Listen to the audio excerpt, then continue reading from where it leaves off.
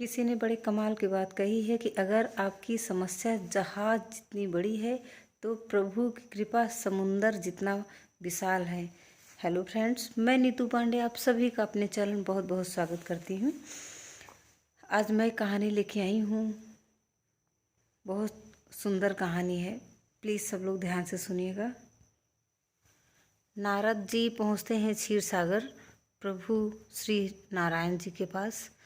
तो नारायण जी से बोलते हैं, प्रभु ये बताइए कि जो लोग आपका सुमिरन करते हैं, आपको पूजा करते हैं, बहुत श्रद्धालु हैं, वो लोग हमेशा तकलीफ़ में क्यों रहते हैं? और जो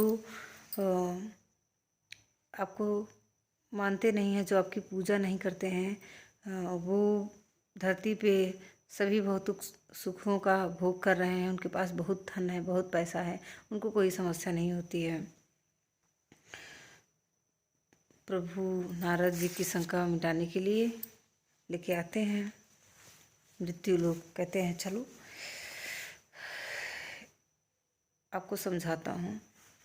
दोनों जन मृत्यु लोग को आते हैं और भेष बदल के एक व्यापारी के पास पहुँचते हैं। व्यापारी के घर पे पहुँच के वो दरवाज़ा खटखटाते हैं। व्यापारी आता है तो नारद जी कहते हैं कि हम दोनों जन को प्यास लगी है, हम लोगों को पानी पिला दो। तो व्यापारी गुस्से में एकदम तमतमाया हुआ रहता है। कहता है कि तुम पानी चाहिए, तुमको यहाँ पानी मांग रहे हो, तुमको अपना कमा के खाओ पियो, भिखारी जैसे आ गए हो पानी मांगने। बहुत भला बुरा कहता है, बहुत अपशब्द कहता है, बहुत निंदा करता है।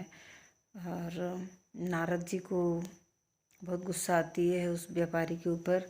कहता है कि नारद जी कहते हैं कि नास्तिक कहीं का, इसको समझ में नहीं आ रहा है कि प्रभु इसके द्वार पे आए हैं, पानी मांगा जा रहा है, इसको पानी पिलाने में जान पे आ रहा है, ऊपर से गालियाँ दे रहा है हमको। नारद जी अंदर से बहुत गुस्सा है।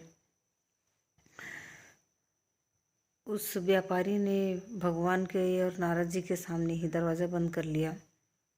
तो दोनों जन आगे बढ़े। प्रभु के मुँह से निकला कि भगवान तुमको और उन्नति दे और धन धान्य दे। इतना सुन के तो नारद जी एकदम से परेशान हो गए, बट कुछ पूछे नहीं कि ऐसा क्यों बोले। भगवान अपना गुस्सा जहर की बूंद की तरह पी के हट गए। आगे बढ़े। एक झोपड़ी रहती है, उसमें एक बुढ़िया माता रहती हैं। अपना राम भजन करते करते उनका दिन बीतता है। वो सिर्फ अकेले रहती हैं उस झोपड़ी में, कोई नहीं रहता है उनके पास। तो बुढ़िया माता एक गाय को पाल के रखती हैं। गाय की सेवा हमेशा करती रहती हैं, भगवान का भजन करती रहती हैं। उनका दिन ही ऐसे बीतता है गौ सेवा और भगवत भक्ति में। फिर दोनों जन पहुँचते हैं, प्रणाम करते हैं।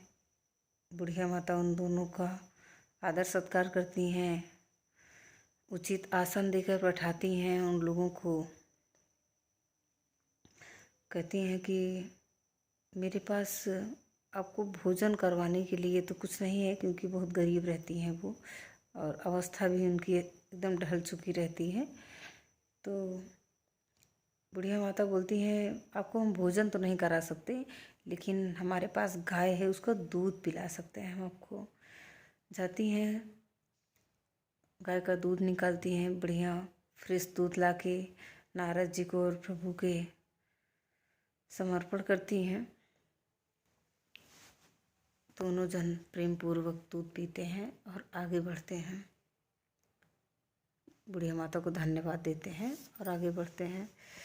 जैसे ही कुटिया छूटती है, भगवान ने कहा कि आपकी गाय जल्द ही चल बसे।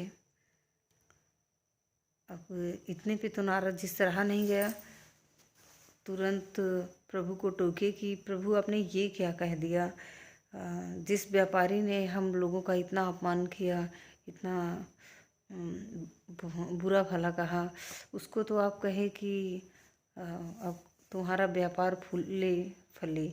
और इस बुढ़िया माता ने हमारा आदर सत्कार किया, इतना सम्मान दिया, तो आपने ऐसा क्यों कहा कि तुम्हारी गाय चल बसे। प्रभु मुस्कुराए, बोले नारद, यही तो जीवन का सार है जो तुम समझ नहीं पाए। नारद जी बोलते हैं कि प्रभु मुझे समझाइए, आपने ऐसा क्यों किया। भगवान बोलते हैं कि अभी तो इनकी ज़िंदगी एकदम मस्त चल रही है जो व्यापारी हैं, जब बुढ़ापा आएगा तब भी इनको ये मोह माया धन दौलत घेरे रहेगी, उस टाइम पे भी ये इसी के लोभ में रहेंगे। और अंत समय इनके मन में सिर्फ एक ही चीज़ रहेगी, धन माया धन माया। तो अगला जन्म इनको मिलेगा सर्प का,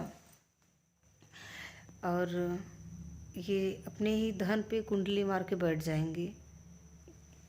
क्योंकि और मैंने बुढ़िया माता को इसके लिए कहा कि तुम्हारी गाय चल बसे, ताकि इनके पास ले दे के सिर्फ एक ही चीज़ें हैं, गाय, और उसके बाद मेरी भक्ति ही है।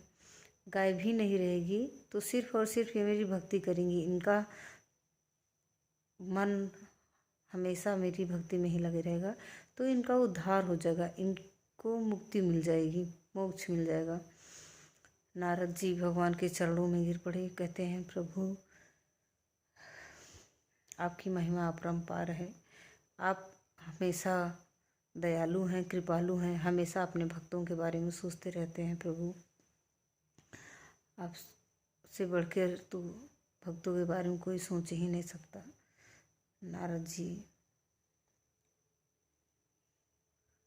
की शंका दूर होती है। छोटी सी कहानी बहुत बड़ी बात सिखा जाती है कि जब तक जियो शान से जियो, अपनों के लिए जियो, लेकिन अपने लिए भी जियो, क्योंकि ये जो अपने को जीवन मिला है, मानव जीवन, ये बहुत बहुमूल्य है। कोशिश करना चाहिए कि इस जीवन में पाप कम से कम हो, प्रभु नाम स्मरण होता रहे। हमेशा की तरह भगवान के आशीर्वाद, अपनों के प्यार और अपनी मेहनत के साथ कर दिखाओ कुछ ऐसा कि दुनिया करना चाहे आपके जैसा। आप सभी को मेरा वीडियो कैसा लगता है प्लीज़ कमेंट करके बताइए, और लाइक एंड सब्सक्राइब ज़रूर कीजिए। तब तक के लिए धन्यवाद।